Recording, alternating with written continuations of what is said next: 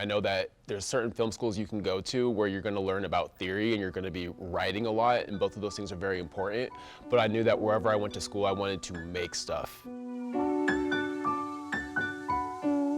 My name is Micah Williams. I graduated in 2015 from broadcast cinema. As a kid, I would film my friends. I used to train at a karate school, and we would make up these fights. Really terrible acting, but the action was decent. But that was how I kind of learned, how to, get coverage, how to stay on the right side of the lines. And then that was actually what I submitted, in order to get accepted here. So I've always kind of been in it. I never really thought of doing anything else. It was 300. If you remember that one, Zack Snyder. I saw that and I was like, okay, whoever made that movie, I kind of want to go to that school. And then when I found out Michael Bay went here too, I was like, okay, that's it, bad boys for life, gotta.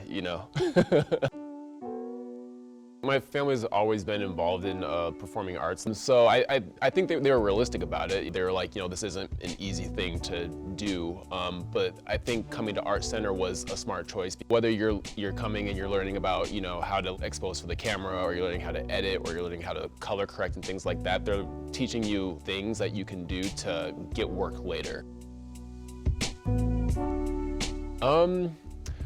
I mean, on one hand, it's a small school and it's an expensive school, so I could see that that it would be a kind of, the ratios might be a little bit not representative. I would say out of 20 of us, there were 3 of us that were black. Yeah, or 2.5 if you know what I mean.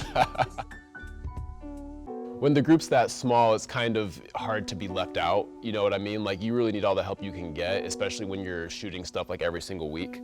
So yeah, there was never a point where I personally felt left out of anything or excluded.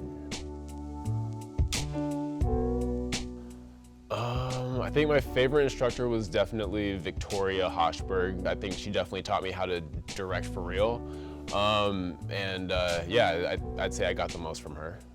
Bob was really into the whole, creative identity thing, the idea of you really kind of have one story to tell and you're just going to tell it various ways. And if Bob hadn't pushed that as hard as he had, and I wouldn't have, learned kind of what I'm interested in, because once you know what you're interested in, then creating art becomes a little bit more intuitive. I think what kind of struck me, I guess, what it means to be a black artist is, I think it's more of what can we do for ourselves. I don't think you can really wait for anyone to give you permission to tell your story.